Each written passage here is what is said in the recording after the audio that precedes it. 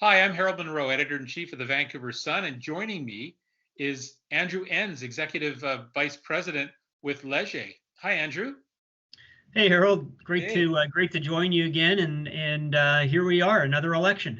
Yes, Andrew, some of you may remember, was with us about a year ago for the BC election and helped us through Leger polling understand what voters were thinking up until voting day. And we're hoping to do the same with the federal election this time around. Andrew had some great insights last year. So why don't we dig right into what you're seeing, I guess, early on? What sort is the political landscape across Canada and most specifically within BC? How are the parties tracking? And are you seeing any movement here this first week of the campaign? So for sure, we started the campaign. The polling had been really steady for many months, I think. And we've been tracking the ballot. We started the campaign. The Liberals had about a 5-6 point lead over the Conservatives, and I would say that what I'm starting to see, and we're starting to even see a little bit in our numbers, is the race starting to tighten a bit in that first week. The NDP are around the 20% mark nationally. And so I think that's where we started off. In British Columbia, things are starting to move to sort of that typical three-way race that we have become accustomed to see the last couple of elections, where in 2019 it was a quite a competitive race, all three parties winning seats and doing fairly well. We see that the Liberals still held the lead in British Columbia, but I'd say the NDP were chasing pretty close on their heels, and the Tories had some work to do. But our last polling showed them a bit on the move. So we'll see where we are at as this campaign unfolds. Andrew, is that what you typically see in campaigns? Do you see that kind of initial tightening, or is this unusual? It can vary, Harold, to be honest. I think this campaign, you had people sort of not sure they wanted to necessarily have a campaign. It's the dog days of summer still.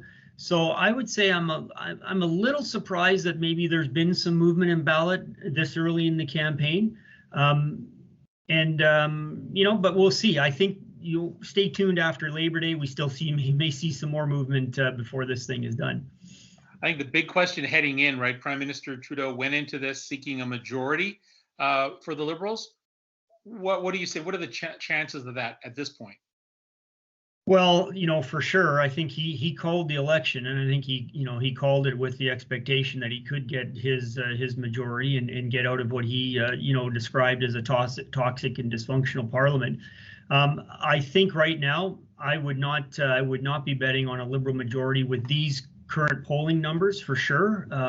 I would say, if anything, we would come back with a very familiar looking parliament if the vote were held tomorrow. Now there's lots of campaigning to do, and so we'll have to see. But definitely the Liberals have some work to do if they're going to get their majority. Mm-hmm. Now, many years out here in BC, the election's all but over by the time they start even counting our ballots, and we already know who the government's going to be. What are the chances this time around that BC might play a role in deciding the outcome? Well, I would say for sure, at a minimum, you're going to have a chance to probably decide the type of government. You may turn on your televisions, when the polls close, and you may start to see the signal that a party is going to form a government. But what kind of government, minority, majority? I really do think that British Columbians are going to have a significant role to play in that. Where we're at right now in the campaign. Leger always asks some interesting questions that are not just horse race. And one that I thought in a recent poll where you asked people if they were ready for a change in government, and half of people said they were. Surprisingly, even some people who voted for Trudeau last time said they may be satisfied with the Trudeau government, but that it's time for a change. What does that tell you? Well, I mean, it tells me that Justin Trudeau is not immune, and his government's not immune from what all governments tend to run into. At some point, there's a bit of a shelf life, and with all that's gone on, it's sometimes hard to remember that Justin Trudeau he's in his sixth year in terms of prime minister and government, and hasn't always been smooth sailing. And then, of course, the pandemic, and I think, largely he's, no one knew what the playbook was for a pandemic, and he's acquitted himself as well as probably any government. But that said, people, they start to weary of the government, and they start to look at options, and they start to, I almost sometimes equate it to, there's an inherent sense of fairness in some voters. There's time for somebody else's turn. And I think that's what he's starting to see here. In my experience, when I look at those numbers, it's not impossible for the Prime Minister to get reelected with those kind of time for change numbers.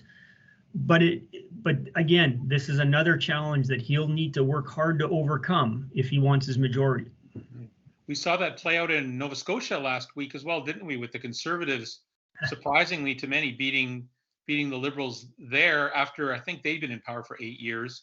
Is there anything we can learn from that provincial election that might apply to the federal election? Well, certainly what you just touched on, and what I touched on, like you need to be cognizant of change, and I actually think it was even longer for the Liberals in Nova Scotia. Okay. So that for sure was at play for them. I think the other thing that's really important, and I think it's important as we follow, is the campaign matters. The provincial Tories, from what I'm told, I wasn't intimately involved in that campaign in terms of polling, but the provincial Tories ran a good campaign. It was clean, it was on message, and they had a good message to go to the people in terms of reassuring. And I think that's important for us to keep in mind in terms of what we watch here.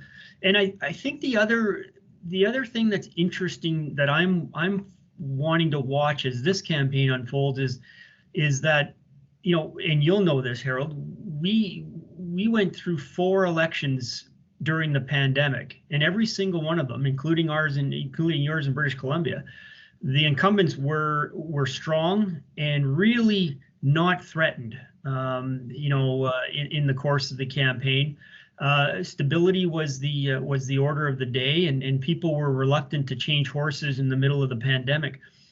But as we emerge from the other side of this pandemic, is that starting to change? Is that public sentiment starting to change? Where suddenly now it's not so much about what have you done for me lately, or what are you doing for me now, but what's the plan for the future?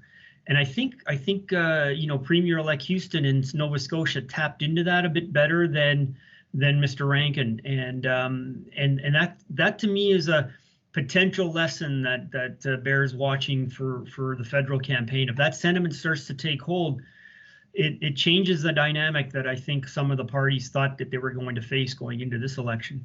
That's interesting, and it changes the principles on which Trudeau might have wanted to fight this campaign around getting us through the pandemic. In totally. I mean, even some of his promises on sort of pay for being absent from work for federal workers. Well, some people are questioning, well, you could have done that anytime. Why did we have to wait for an election campaign? And so there's a different lens potentially. So it'll be interesting. We mentioned briefly John Horgan won his majority for the NDP here in the last election a year ago.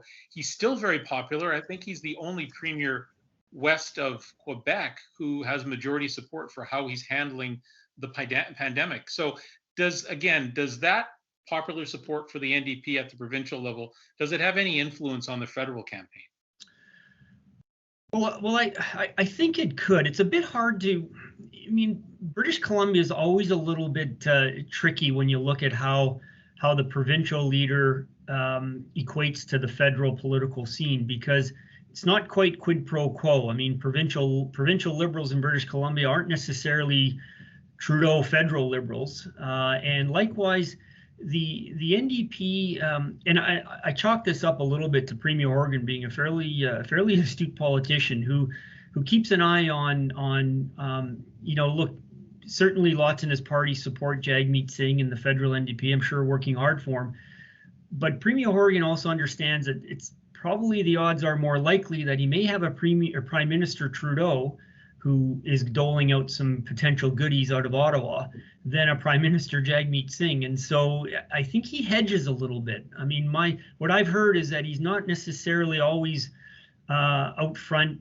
on stage with Jagmeet Singh every time that he comes to town, and I think that's just being a little careful about, you know, how to manage the relationship potentially with, with the, the odds-on favorite right now being Prime Minister Trudeau.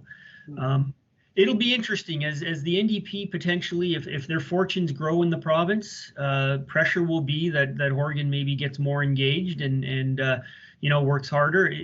It's one to watch, and I think one that Jagmeet Singh would like to see probably more of John Horgan, on the campaign trail in this federal election. Well, we'll watch for that. That's very interesting. Even among NDP voters, I know Léger's polling showed that those leaning NDP are more likely to switch parties between now and election day than, say, Tory or Liberal voters. Does that tell you anything, or is that sort of what you're talking about here? Well, I think that's actually kind of a national phenomenon, not necessarily just in British Columbia. NDP voters and even Green voters, for that matter, they tend to be the least committed to their sort of first choice, their primary sort of vote selection, and so they can be swaying to attracted to another party, depending on. So, for example, we saw a lot of this in 2011 with Stephen Harper, where a lot of NDP voters and Green voters voted strategically, voted who might have the best chance of winning in their riding to defeat the Conservative. And in some cases, that was a Liberal candidate. And you saw a lot of NDP voters and Green voters switch their vote toward the end of the campaign and support a Liberal.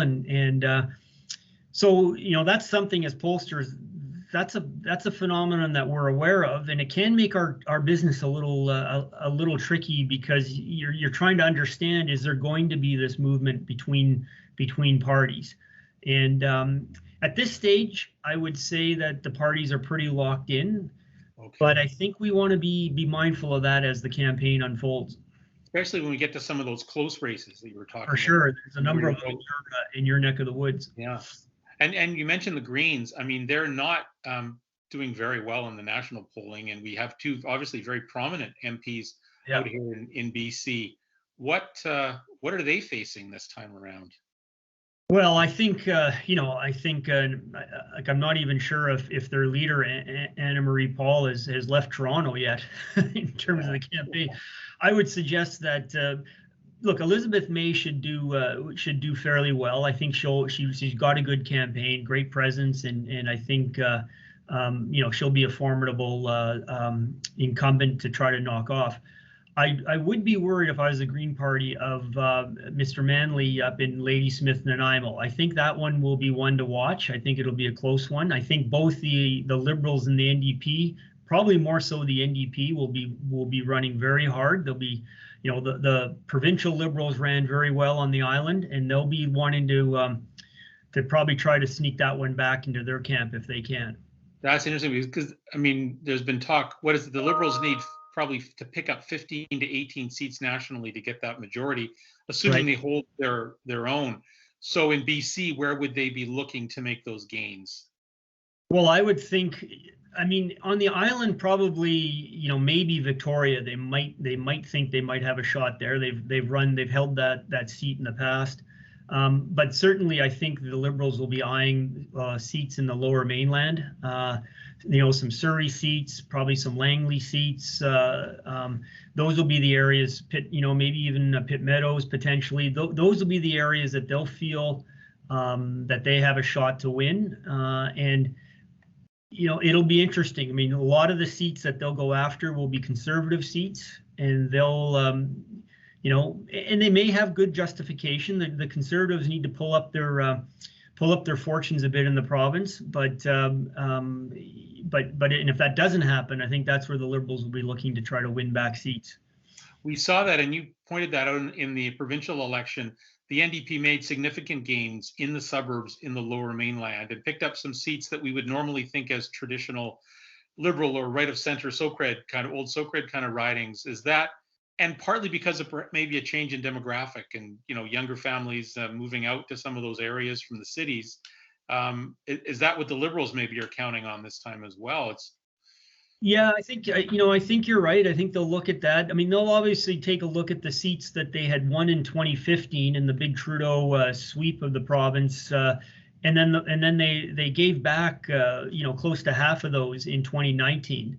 And I think those will be the ones that they gave back. Those will be the first ones that they'll try to they'll feel they have the best shot to potentially. It's only been 2 years, and they'll make a real effort to try to win those back. So when it comes to the issues, I mean, we're still in early days, only a week into this marathon, although it's somewhat shorter campaign, especially with most of it being during the summer. But are there any themes or promises that seem to be getting traction for any of the parties, or conversely doing them harm? Well, I think there's a few things. So let's look a couple of the issues that I think that have popped up that perhaps we didn't see coming and may have some staying power, at least in the early days. Look, Afghanistan wasn't on anybody's radar 10 days, 2 weeks ago, and I would say that it effectively, not derailed, but it certainly distracted the Liberals in this early week. I mean, the Prime Minister was on a bit of the defensive, trying to explain how he was repatriating some Afghanis who were in some potential dire straits, and that issue is still unfolding. There's a G7 meeting tomorrow, I believe, that Boris Johnson's called, that Canada is going to have to somehow respond to or participate in. So I think that's an issue we didn't see. Then the other one that I would say that is surfacing in different ways but leading to the same place is the pocketbook issues. And look, in your part of the world, housing affordability is going to be a topic and an issue, certainly during the campaign. But we fed into that conversation inflation rates that we haven't seen in Canada in probably over a decade. All that's leading to Canadians are starting to feel the pinch at home on just regular things, and that can manifest in the campaign in different ways, and the party that can maybe best speak to that will have an advantage. Then I look at some of the campaign promises and announcements, and I've been sort of curious following Aaron O'Toole, and for a Conservative leader, he's sounding somewhat progressive on some of his positions. Just the other day came out on endorsing safe injection sites for that's, I can't recall the last Tory leader that actually went out and said that. And he's been very upfront in terms of his social, his stance on being pro-choice. And so it'll be interesting to see whether or not he can maintain this sort of more of a progressive sort of policy position for the Conservatives, because that could present a bit of a challenge that the Liberals will want to try to counter, I'd imagine. Interesting. So we're heading into kind of the middle part of the campaign. There's the opening week. Everyone gets out on the trail and gets out their platforms. Well, the Liberals are still waiting for their platform. The other parties have all got it out there. What are you kind of watching for then, sort of over the next week or so? What are you going to be looking for? Well, I think first and foremost, I mean, which parties can carry the message. I mean, they all want to carry their own theme and some of their messaging. So we're going to want to see which parties can do that consistently. Obviously, it's important for the parties to stay out of trouble and avoid the big gaffes if they can. I mean, I always like to say no party can win this election in the first couple of weeks of a campaign, but they can lose it. They can do something that can actually put them in such a offside on enough voters that it's very challenging to come back. And I think that's going to be important to see if parties can sort of, keep consistent, keep themselves, on message. And I really do think that this is going to come down to a bit of a sprint once we get past Labor Day and into those last 10 days. I liken it to the Olympics and watching a 10,000 meter race, and they jogged pretty leisurely on the track for the first laps, and all of a sudden it's a crazy sprint to the finish. And I think we may see a bit of that in this election. Huh. And many voters are probably not going to be that engaged until after Labor Day either. I really think so. Between summer and back to school, that week in September, there's going to be a sit down at the table and say, okay, we got to get serious. What's going on? Interesting. Well, we're going to get serious with you again in a couple of days, Andrew. You'll be back with some fresh Leger polling, some very interesting exclusive polling about BC. And so we'll catch up with you then and look forward to your insights later in the week and throughout the campaign. Thank you. Look forward to it, Harold. And thanks for the opportunity, and have a good rest of your evening.